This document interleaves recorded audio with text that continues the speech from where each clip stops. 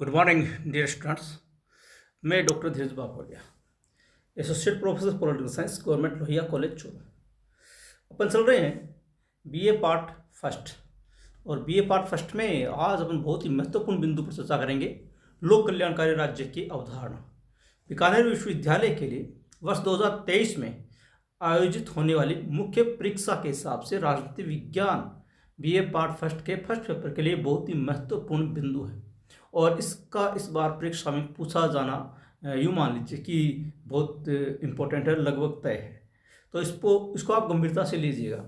जैसे कि नाम से आपको पता चलता है कि लोक कल्याणकारी राज्य यानी कि वो राज्य जो लोक यानी कि जनता, कल्याण यानी कि उनकी भलाई के लिए बना।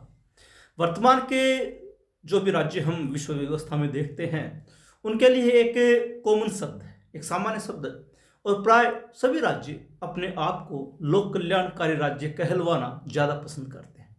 और वास्तविकता भी यही है कि वर्तमान विश्व में सभी राज्य लगभग लोक कल्याणकारी है, उन राज्यों को छोड़कर जिन राज्यों में तानाशाही या सर्वाधिकारवादी व्यवस्था है। हम उन राज्यों को कल्याणकारी कहते हैं जो अपनी जनता की भलाई के लिए कार्य करता है और उनको वो समस्त आवश्यकताएं जो उनकी होती है उनकी पूर्ति करता है। हमें मोटे रूप में 3 आवश्यकताएं मानकर चलते हैं, जैसे कहते हुए रोटी, कपड़ा और मकान। अगर कोई राज्य अपने नागरिकों को इन मूलभूत आवश्यकताओं की पूर्ति करता है और इसके अलावा समय समय पर उनकी आवश्यकताओं के हिसाब से आर्थिक और सामाजिक न्याय की स्थापना करता है, उनके समय पर आने वाले जो भी कार्य है उनमें सहायता करता है, असहायों को, बुढ़ों को, विकलांगों को सहायता प्रदान करता है, ऐसे राज्य को हम लोक कल्याणकारी राज्य की श्रेणी में रखते हैं। और वर्तमान में ये प्रचलन है कि विश्व में 16वीं शताब्दी के पश्चात धीरे धीरे जो परिस्थितियाँ पैदा हुई उसके पश्चात से एक नवीन अवधारणा का जन्म हुआ जिसे हम लोक कल्याणकारी राज्य की अवधारणा के नाम से जानते हैं। आज अपन इसी बात पर चर्चा करेंगे। एक बार निवेदन आपसे, यदि आपने अब तक चैनल को सब्सक्राइब नहीं किया है तो कृपया चैनल को सब्सक्राइब करें, लाइक करें, शेयर करें, कमेंट करें। चलिए शुरुआत करते हैं। लोक कल्याणकारी राज्य, इसका अर्थ और परिभाषाएं देखेंगे। सामान्यतया हम उस राज्य को कल्याणकारी कहते हैं जिसमें राज्य द्वारा उन आपत्तियों एवं कठिनाइयों से मुकाबला करने के उपायों का सेवाओं द्वारा प्रबंध किया जाता है। जो आपत्तियां अथवा कठिनाइयां प्रत्येक नागरिक के जीवन में उपस्थित हो सकती है। हम यूँ कह सकते हैं दूसरे शब्दों में आम जनता के जीवन में पैदा होने वाली समस्याओं को दूर करने वाला राज्य लोक कल्याणकारी राज्य है। जो भी उनके जीवन में जिस प्रकार की भी समस्याएं पैदा होती है उन समस्याओं को, चाहे वो आर्थिक हो, चाहे वो सामाजिक हो, चाहे वो राजनीतिक हो, चाहे सांस्कृतिक हो, किसी भी तरह की समस्या हो, पारिवारिक समस्या भी हो सकती है, उन समस्याओं को दूर करने वाला राज्य लोक कल्याणकारी राज्य कहलाता है। कल्याणकारी राज्य की धारणा एक ऐसे राज्य की ओर संकेत करती है जो जनता की भलाई के लिए कार्य करता है। यानी कल्याणकारी राज्य किसे कहेंगे? जो अपनी जनता की भलाई के लिए कार्य करता है और उनको वो समस्त चीज़ें उपलब्ध करवाता है जो उनको उपलब्ध होनी चाहिए, जिसके आधार पर वो अपना जीवन भली भांति जी सके। भलाई अथवा कल्याण से अभिप्राय आर्थिक और सामाजिक हितों की वृद्धि करना है। कल्याणकारी राज्य व्यक्तिगत स्वतंत्रता में विश्वास करता है तथा आवश्यक रूप से एक लोकतांत्रिक राज्य होता है। यानी पहली बात, कल्याणकारी राज्य वही राज्य होगा जो लोकतांत्रिक होगा। यानी हम यूँ कह सकते हैं कि विश्व में अगर कहीं किसी राज्य में लोकतंत्र नहीं है, वहाँ लोकतंत्र के स्थान पर तानाशाही या सर्वाधिकारवादी व्यवस्था है, हम उस राज्य को लोक कल्याणकारी राज्य नहीं कह सकते। जैसे चाइना सर्वाधिकारवादी व्यवस्था का जनक है, उसमें लोक कल्याणकारी राज्य की कोई भी बात, कोई भी संकेत, कोई भी विशेषताएं पाई नहीं जाती। इसका मतलब वो लोक कल्याणकारी नहीं हो सकता। जैसे कि भारत है, इंग्लैंड है, अमेरिका है, फ्रांस है, या कोई भी और अन्य राज्य जहां लोकतंत्रात्मक शासन व्यवस्थाएं विद्यमान है, इसका मतलब वो लोक कल्याणकारी राज्य है। दूसरी बात, भलाई अथवा कल्याण किसे कहेंगे? जो राज्य आर्थिक और सामाजिक हितों की वृद्धि करता है, यानी कि अपने नागरिकों की आर्थिक और सामाजिक हितों की सुरक्षा प्रदान करता है, वो राज्य लोक कल्याणकारी है।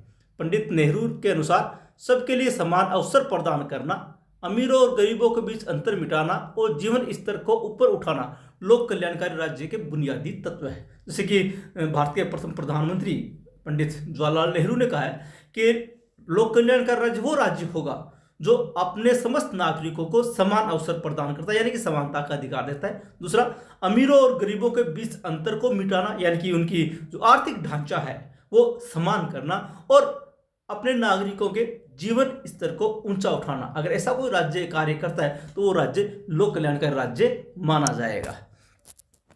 कल्याणकारी राज्य वह है जो जनता द्वारा किए जाने वाले साधारण कार्यों के अतिरिक्त लोक कल्याण के कार्य जैसे बेकारी दूर करना, बीमा योजनाएं, बुढ़ापे की पेंशन व अन्य सुरक्षा प्रदान करना इत्यादि कार्य करता है। तो सामान्य कार्य तो करता ही है, इसके अलावा अपनी जनता की भलाई के लिए और भी कार्य, जैसे अगर कोई बेरोजगार है तो उसको रोजगार की व्यवस्था करना, अगर वो रोजगार प्राप्त नहीं कर पा रहा है तो उसके लिए बेरोजगारी भत्ते की व्यवस्था करना, विभिन्न प्रकार की बीमा योजनाएं जैसे किसानों के लिए योजनाएं, बेकारों के लिए योजनाएं, कर्मचारियों के लिए योजनाएं, जो आम नागरिक है उनके लिए बीमा योजनाएं। जैसे राजस्थान की बात करें, राजस्थान में हाल ही में राजस्थान सरकार ने चिरंजीवी स्वास्थ्य बीमा योजना लागू की। तो ये ऐसी जो योजनाएं होती है उनको लागू करने वाले राज्य लोक कल्याणकारी कहलाते हैं। बुढ़ापे की पेंशन, यानी कि जैसे भारत के विभिन्न राज्यों में वृद्धावस्था पेंशन, विकलांग पेंशन, विधवा पेंशन आदि जो चलती है वो सब इस श्रेणी में आती है, इसलिए हम ऐसे राज्यों को क्या कहेंगे, लोक कल्याणकारी राज्य। लोक कल्याणकारी राज्य की धारणा के अभ्युदय के कारण, यानी कि लोक कल्याणकारी राज्य का जन्म क्यों हुआ। पहले वो राज्य, जैसे मैंने आपको कहा कि 16वीं शताब्दी के बाद समय के साथ धीरे धीरे लोक कल्याणकारी राज्य की अवधारणा का जन्म हुआ। उससे पहले के जो राज्य थे हम उसको लोक कल्याणकारी राज्य की श्रेणी में नहीं रखते थे। तो ये लोक कल्याणकारी राज्य का जन्म क्यों हुआ, इसके हम कारण पर दृष्टिपात करेंगे। पहला है व्यक्तिवाद के विरुद्ध प्रतिक्रिया। कल्याणकारी राज्य का आदर्श व्यक्तिवाद के विरुद्ध प्रतिक्रिया है। इस सिद्धांत के अनुसार राज्य के कार्य क्षेत्र को सीमित कर दिया गया और राज्य ने यद्भावे नीति अपना ली। पहले एक बार समझ लीजिए व्यक्तिवाद क्या होता है। व्यक्तिवाद है कि व्यक्ति के किसी भी कार्य में राज्य के द्वारा हस्तक्षेप नहीं करना, यानी कि अहस्तक्षेप की नीति। व्यक्ति क्या करता है, राज्य को कोई मतलब नहीं है। व्यक्ति कैसे जीवन जीता है, राज्य को कोई मतलब नहीं है। राज्य का दायित्व है आंतरिक शांति बनाए रखना और बाह्य आक्रमणों से रक्षा करना। इसके अलावा राज्य व्यक्तियों के जीवन के संबंधित कोई भी कार्य नहीं करता है। इसको कहा गया व्यक्तिवाद, यानी कि व्यक्ति को स्वतंत्र छोड़ दो, वो जो कुछ भी करना चाहे उसको करने दो, उसके कार्य में टांग मत अड़ाओ, उसको व्यक्तिवाद कहा गया। और जब राज्य ने व्यक्तिवाद के कारण से लोगों के जीवन में हस्तक्षेप करना प्रारंभ कर दिया तो लोगों का जीवन आसान नहीं रहा। लोगों के सामने, उनके जीवन के सामने, उनके परिवार के सामने विभिन्न प्रकार की समस्याएं पैदा हुई और इन समस्याओं को दूर करना राज्य का दायित्व माना गया। और इस कारण से राज्य ने नए कार्य प्रारंभ किए तो राज्य कहलाया लोक कल्याणकारी राज्य। तो बड़ा कारण जो था वो था व्यक्तिवाद, यानी कि व्यक्तिवाद में राज्य ने हस्तक्षेप की नीति अपनाई। इस कारण से समस्याएं बढ़ी। क्या समस्याएं बढ़ी? इससे औद्योगिक क्रांति के युग में मजदूरों की दशा दयनीय हो गई। कारखानों के पूंजीपति मालिक उनसे अधिक से अधिक काम लेते और कम से कम वेतन देते। जब इंग्लैंड में औद्योगिक क्रांति हुई, औद्योगिक क्रांति के पश्चात औद्योगिकरण होने से बहुत बड़ी संख्या में कल कारखाने बढ़े, फैक्ट्रियां बढ़ी और फैक्ट्रियों में काम करने के लिए मजदूर हुए और मजदूरों की दशा इतनी दयनीय हो गई कि जो फैक्ट्रियों के, कारखानों के मालिक थे वो उनसे बहुत ज़्यादा काम लेते थे, लेकिन काम के बदले उनको उतना वेतन नहीं दिया जाता था जिससे वो अपना एक अच्छा जीवन जिसके, और सब परिणाम ये निकला कि मजदूरों की दशा और भी ज़्यादा दयनीय होती चली गई। ये महसूस किया गया कि मजदूरों की दशा सुधारने के लिए हस्तक्षेप नीति का परित्याग करके राज्य को सक्रिय हस्तक्षेप करना चाहिए। यानी कि जब मजदूरों की दशा बिगड़ती चली गई तब यह महसूस हुआ कि मजदूरों की दशा सुधारने के लिए यदि राज्य ने अपनी नीति नहीं छोड़ी, कौन सी नीति? हस्तक्षेप की नीति। अगर राज्य ने अपने हस्तक्षेप की नीति नहीं छोड़ी तो यहाँ पर मानवीय जीवन जीना मुश्किल हो जाएगा। इसलिए राज्य को हस्तक्षेप की नीति को छोड़कर सक्रिय हस्तक्षेप करना चाहिए। ये जो धारणा आई, इसी धारणा ने आखिरकार लोक कल्याणकारी राज्य को जन्म दिया। दूसरा, सर्वप्रथम इंग्लैंड में मजदूरों की भलाई के लिए राज्य ने कुछ कानून बनाए और यहीं से राज्य की कल्याणकारी धारणा का सूत्रपात होता है। हम यूँ कह सकते हैं कि कल्याणकारी धारणा का विचार कहाँ से पैदा हुआ? इंग्लैंड से, क्योंकि मैंने भी आपको कहा कि इंग्लैंड में सर्वप्रथम औद्योगिक क्रांति हुई, परिणाम स्वरूप कल कारखाने बढ़े, मजदूरों की संख्या बढ़ी और मजदूरों की हालत दयनीय होगी। तो इस दयनीय स्थिति को सुधारने के लिए इंग्लैंड में सर्वप्रथम मजदूरों की भलाई के लिए कुछ कानून बनाए गए। उनके काम के घंटे तय किए गए, उनके वेतन तय किया गया, उनको छुट्टी की व्यवस्था की गई। इसके अलावा अगर वो बीमार हो जाते हैं या कोई और घटना हो जाती है तो उस स्थिति में उनको सहायता प्रदान करने संबंधी कानून बनाए गए। और जब ये कानून जनता की भलाई के लिए बने, इसी को कहा गया कल्याणकारी राज्य। तो इसका जन्म इंग्लैंड से होता है, जब उसने सर्वप्रथम मजदूरों की भलाई के लिए कुछ कानून बनाए। मार्क्सवादी राज्य का भय। मार्क्स और एंजेल्स ने 1848 ईस्वी में साम्यवादी घोषणा पत्र प्रकाशित किया। वर्ष 1917 में लेनिन ने रूस में मार्क्सी विचारधारा को ठोस आधार प्रदान किया। दूसरा बड़ा कारण कल्याणकारी राज्य के जन्म का था मार्क्सवादी राज्य का भय, क्योंकि मार्क्सवाद ये कहता है कि विश्व के मजदूरों एक हो जाओ, यानी कि वो जो सबसे कमजोर वर्ग है श्रमिक वर्ग, इस श्रमिक वर्ग को क्रांति करने का संदेश देता है। और वो ये कहता है कि पूंजीपतियों का विनाश कर दो, पूंजीपतियों को समाप्त कर दो, राज्य को समाप्त कर दो। जब 1848 ईस्वी में कार्ल मार्क्स और एंजेल्स ने साम्यवादी घोषणा पत्र प्रकाशित किया, तब एक डर पैदा हुआ और फिर इस डर को ठोस आधार मिला 1917 में रसिया में। रूस में 1917 में बोल्शेविक क्रांति होती है और विश्व का पहला मार्क्सवादी राज्य अस्तित्व में आता है, और वो पूंजीवाद के सर्वथा विपरीत था, विरोधी था। इसलिए जब मार्क्सवादी राज्य यूरोप में अस्तित्व में आ गया, तो यूरोप के राज्यों को ये लगा कि अगर हमने मजदूरों की दशा सुधारने का प्रयास नहीं किया तो मजदूर क्रांति कर देंगे, क्रांति के कारण से हम सब नष्ट हो जाएंगे, क्योंकि साम्यवादी घोषणा पत्र में यही कहा गया था कि विश्व के मजदूरों एक हो जाओ। तो समस्या यही थी कि मार्क्सवाद ने जो सिद्धांत प्रतिपादित किया उसके हिसाब से मजदूरों को, श्रमिकों को पूंजीपति विरुद्ध क्रांति करनी। तो इस डर से राज्यों ने मजदूरों की भलाई के लिए कार्य करना प्रारंभ किया। साम्यवाद से पूंजीवादी देश भयभीत हो गए। वे महसूस करने लगे कि पूंजीवादी लोकतांत्रिक व्यवस्था में आमूलचूल परिवर्तन नहीं किया गया तो साम्यवाद के बढ़ते प्रभाव को रोकना असंभव होगा। यही हुआ जब उनको लगा कि साम्यवाद का वास्तविक स्वरूप रूस के रूप में अस्तित्व में आ चुका है और ये अगर फैलता चला गया तो साम्यवाद का यही विचार है कि पूंजीपतियों को नाश कर दो, नष्ट कर दो, पूंजीपति राज्यों को नष्ट कर दो। इसलिए जो पूंजीवादी देश थे वो इस बात से डर गए। तो इसलिए उन्होंने कहा कि हमें अपनी व्यवस्था में, जो पूंजीवादी व्यवस्था है, इसमें कुछ परिवर्तन करना होगा। हमें इस सबसे बड़े वर्ग यानी श्रमिक वर्ग के लिए कुछ कार्य करना होगा, अन्यथा हम साम्यवाद के प्रभाव को बढ़ने से रोक नहीं पाएंगे। और इसी बात को ध्यान में रखते हुए उन्होंने कुछ नवीन कार्य किए। परिणाम हुआ मार्क्सवादी ये लोक कल्याणकारी राज्य का जन्म, लोकतांत्रिक समाजवाद की धारणा का चलन। मार्क्सवाद साम्यवादी हिंसा और क्रांति के उपायों के सहारे समाज व्यवस्था को बदलना चाहता था। इसके विरुद्ध विकासित और लोकतांत्रिक समाजवाद की धारणा का उदय हुआ। मार्क्सवाद की क्या धारणा थी? क्रांति। वो क्रांति को अवश्यंभावी मानता है, यानी कि क्रांति होगी, और क्रांति भी रक्त रंजित क्रांति मानता है। मार्क्सवादी कहता है कि श्रमिक वर्ग को पूंजीपतियों का नाश कर देना चाहिए और पूंजीपतियों के द्वारा जो भी संस्थाएं बनाई गई उनका भी उनको विनाश कर देना चाहिए, यानी क्रांति आवश्यक मानता है। और क्रांति में वो हिंसा की बात करता है क्योंकि रक्त रंजित क्रांति की बात करता है। इसीलिए इस साम्यवादी और हिंसावादी क्रांति के विरुद्ध एक और धारणा का जन्म हुआ जिसे लोकतांत्रिक समाजवाद कहा गया। और ये लोकतांत्रिक समाजवाद शांतिपूर्ण साधनों से समाज व्यवस्था में परिवर्तन करना चाहता है। यह शांतिपूर्ण और वैध उपायों से सामाजिक परिवर्तन चाहता है। इस विचारधारा के समर्थक राज्यों को लोक कल्याणकारी संस्था मानते हैं। जो लोकतांत्रिक समाजवाद की धारणा है, इसमें दो शब्द, लोकतंत्र भी है और समाजवाद भी है। तो ये समाजवाद यानी कि समाज में परिवर्तन चाहता है, लेकिन किसके माध्यम से? लोकतांत्रिक साधनों के माध्यम से।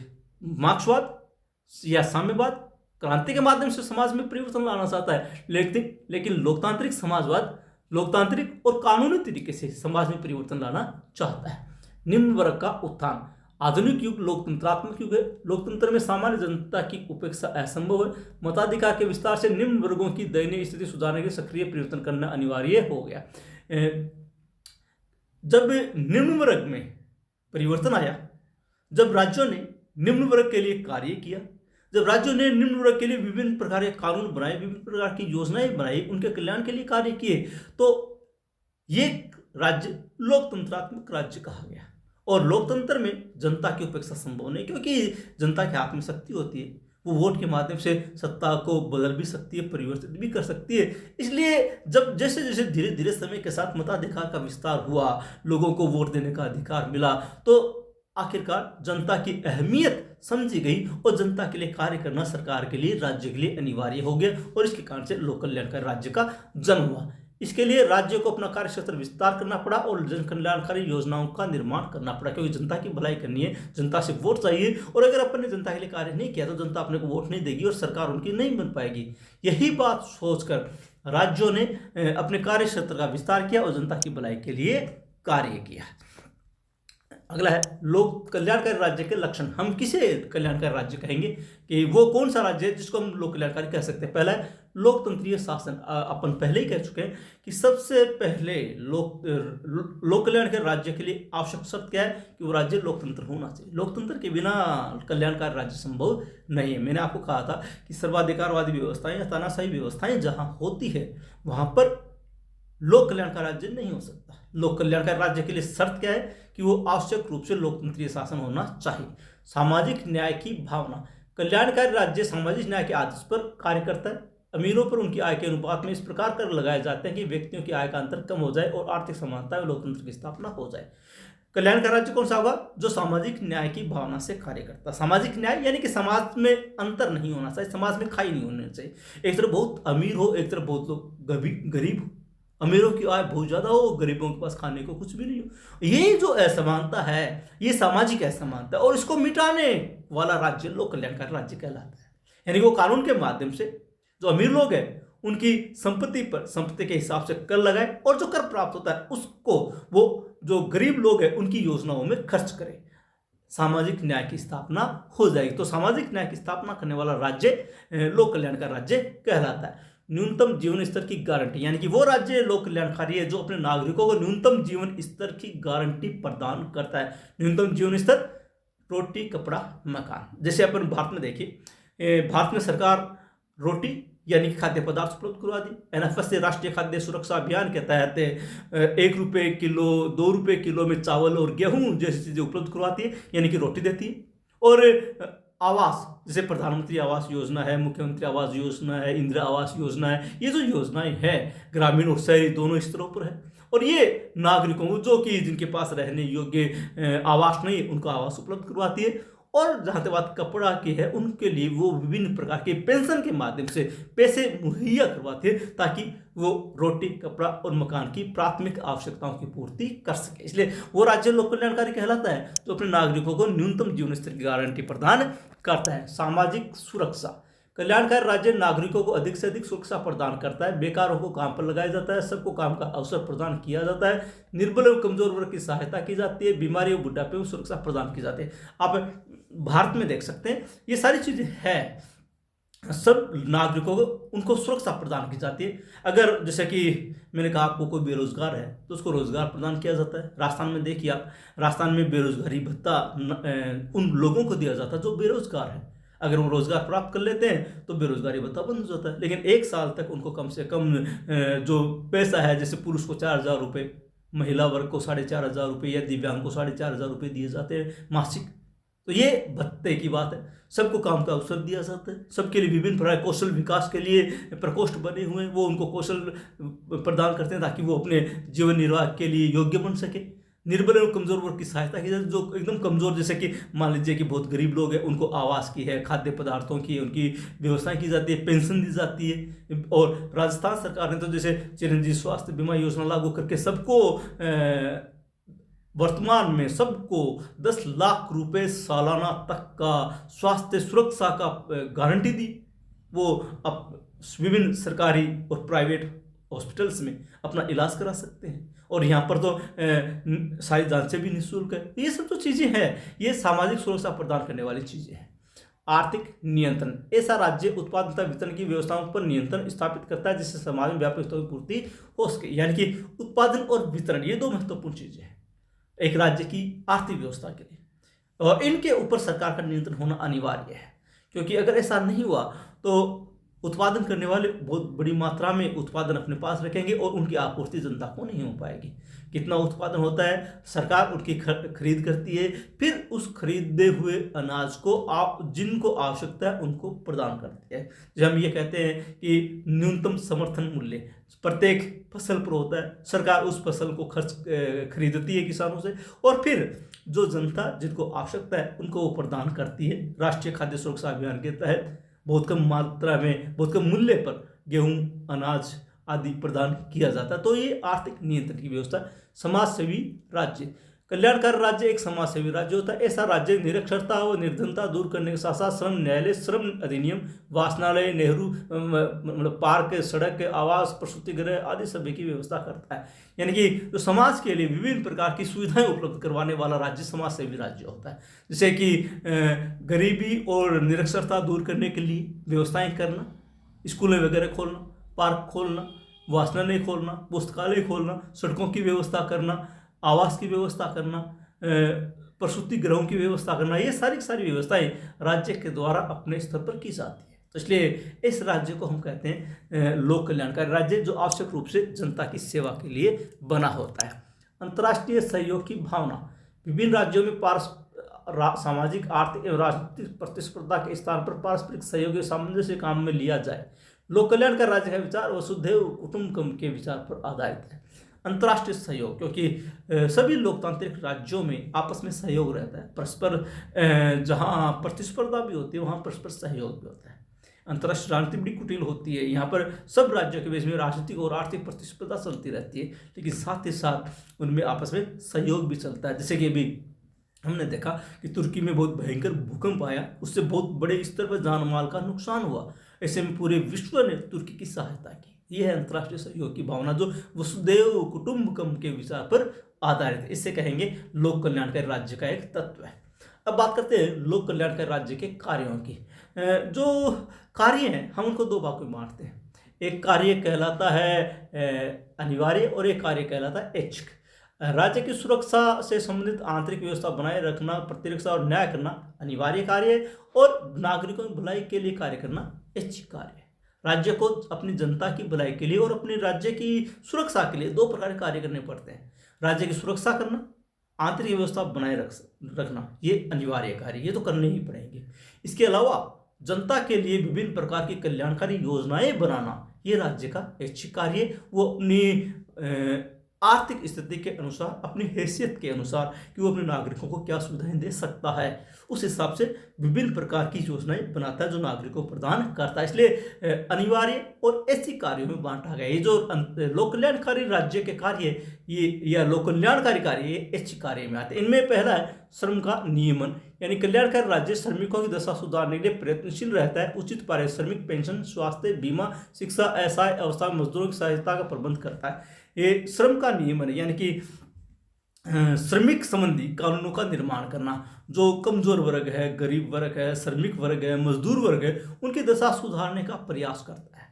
उसमें उनको उचित पारिश्रमिक यानी कि उचित वेतन, काम के बदले जो वास्तव में उचित वेतन मिलता है उसको निर्धारित किया जाता है। जैसे हमने कहा नरेगा जैसी योजना बनाई, तो नरेगा में हमने न्यूनतम मूल्य वो घोषित कर दिया कि इतना हम उसको पारिश्रमिक देंगे।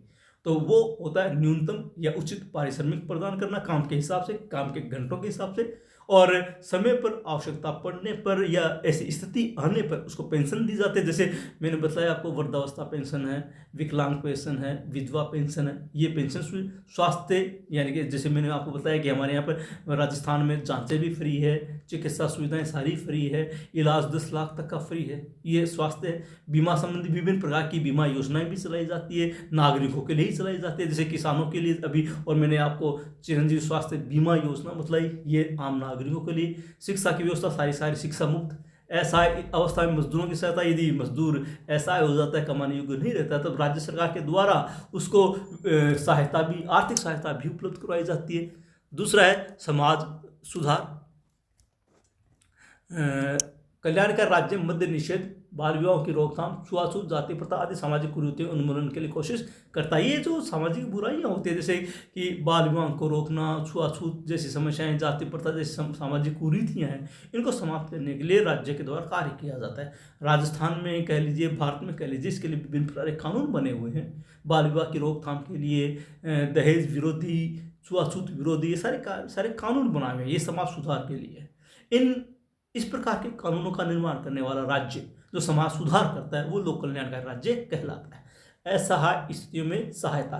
कल्याणकारी राज्य का यह दायित्व है कि असहाय एवं पीड़ित व्यक्तियों की सहायता करे। राज्य आवास गृह, आजीविका गृह तथा ऋण बसेरों की व्यवस्था करता है। अगर व्यक्ति इस योग्य नहीं रहे कि वो कमा सके, वो अपना जीवन यापन कर सके, वो अपने परिवार का पेट पाल सके, तो ऐसी स्थिति में राज्य के द्वारा ऐसे असहाय लोगों की विभिन्न तरीकों से सहायता प्रदान की जाती है। उसको पेंशन दी जाती है, उसको खाद्य सुरक्षा की गारंटी प्रदान की जाती है, उसके परिवार के किसी सदस्य को रोजगार उपलब्ध करवाया जाता है, पेंशन दी जाती है, चिकित्सा सुविधाएं उपलब्ध करवाई जाती है। तो ये कल्याणकारी राज्य का कार्य है कि असहाय होने पर अपने नागरिकों के जीवन स्तर को बनाए रखने के लिए व्यवस्था करे।